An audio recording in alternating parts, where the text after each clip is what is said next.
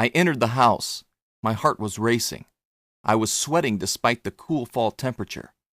Kimball was panting like he had just chased a rabbit for 1.5 miles. It seemed neither of us wanted to enter the house, but we felt compelled to. It was in shambles. Wallpaper was ripped from the walls. Furniture was torn apart. Garbage was strewn throughout the entire house. There were stains on the carpet that my imagination immediately identified as blood.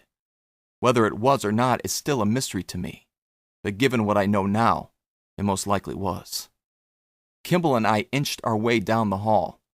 Common sense told me to turn back at the first sign of trouble, but curiosity drove me farther into the house. I reached the bathroom. It was in the same condition as the rest of the house. The ceramic tile floor was cracked, and the toilet was ripped from its molding and lying in the bathtub. I could see all this from the hallway.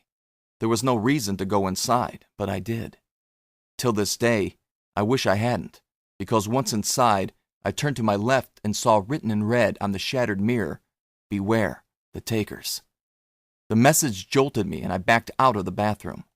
I whispered the slogan to myself, trying to make sense of it. Beware the takers. The front door slammed shut. I told myself it was a gust of wind, but tightened my grip on my bat just in case. Above me, in the attic, I heard what I thought were heavy footsteps. Thump, thump, thump. Kimball began to bark. Chaos was breaking out all around me. I dashed down the hall and through the kitchen. "Come on, Kimball," I shouted. "Come on." He ran after me. I opened the back door and we exited the house like runners out of the starting blocks. The backyard was enclosed by a 6-foot wood fence with a padlocked gate on the side of the house. I could scale it with some difficulty, but Kimball was another story. I couldn't get him out, and I wasn't about to leave him. I pushed on the gate to see if there was any give. To my surprise, the gate pushed back. Kimball's fur on his back stood straight up, and he began to growl, just as he had done before.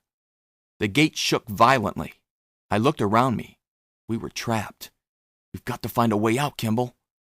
He looked at me as if he understood me, and then took off towards the back of the fence that lined a patch of woods. There was an area where the ground dipped and left a small crawl space underneath the fence. Had I not been sick and just shed 20 pounds, I would never have been able to fit, but given my new slimmer build, I followed Kimball through the crawl space with no problem. Safely on the other side, I heard the gate to the fence crash open. I was exhausted, but knew that we could not hang around to find out if whatever was on the other side of the fence could fit through the crawl space. Kimball and I quickly navigated our way through the thick mass of trees and bush until the fence was out of sight. I fell to my knees, gasping for air next to a large fallen oak. Kimball made a small circle around me, panting, his legs wobbly and unstable. He could have collapsed at any moment, but he remained vigilant. I rested for no more than 2 minutes. When I pulled myself up on my feet, my thighs burned and itched. My legs were getting exercise for the first time in more than a week, and they were protesting.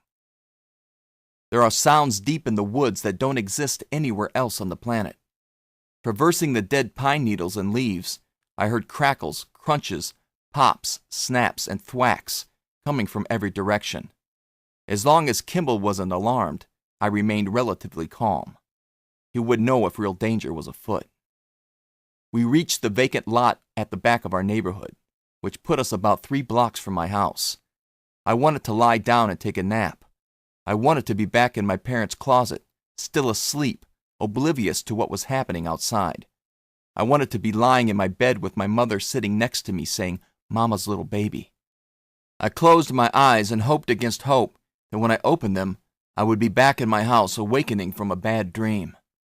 I opened my eyes and found myself still standing in the vacant lot. Kimball was looking up at me with a curious tilted gaze. He barked as if to tell me to get myself together and keep moving. He was right. I was standing in an open field like a sitting duck.